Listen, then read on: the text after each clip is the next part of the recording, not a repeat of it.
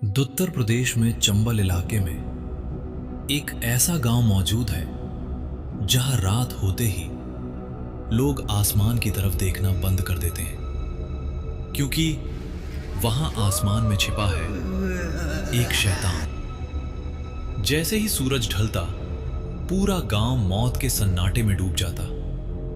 दरवाजे बंद, खिड़कियां बंद और हर घर से सिर्फ एक ही आवाज, जय हनुमान ज्ञान गुण सागर। लोग कांपते हाथों से हनुमान चालीसा पढ़ते, क्योंकि जिसने भी उस शैतान को देखा वो अगली सुबह जिंदा नहीं मिला। लेकिन सबसे बड़ा सवाल यह था, आखिर वो शैतान आसमान में ही क्यों छिपता था? उसका जवाब छिपा था कई साल पुरानी एक मौत में। उस गांव में रहता था एक बूढ़ा आदमी, नाम था बदलू। छोटा शरीर, बड़ा सिर और ऐसा डरावना चेहरा कि बच्चे उसे देखकर रो पड़ते। लेकिन बदलू की सबसे खतरनाक आदत थी मौत का अपमान करना। जब भी गांव में किसी की अर्थी निकलती, बदलू रास्ते में बैठ जाता और मरे हुए इंसान को गालियां देता, फिर पागलों की तरह हंसता। गांव वाले उससे नफरत करते थे। कई बार लोगों ने उसे मारने की कोशिश की, लेकिन बदलू मौत से नहीं डरता था, जैसे मौत खुद उसकी दोस्त हो।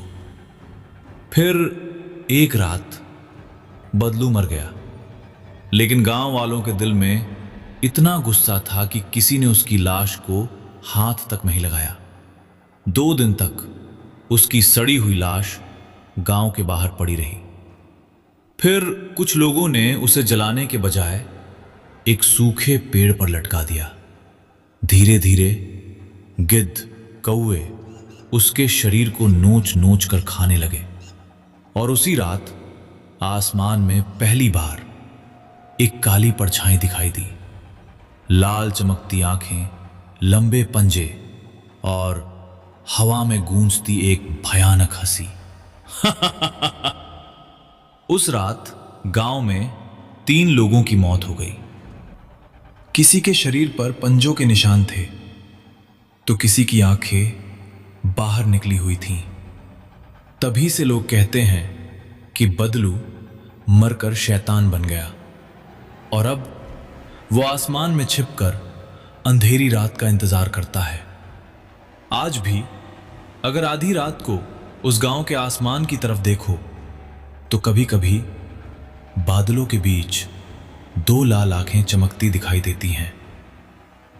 फिर पूरे गांव में एक ही आवाज गूंजती है, दरवाजे बंद कर लो, शैतान जाग गया है।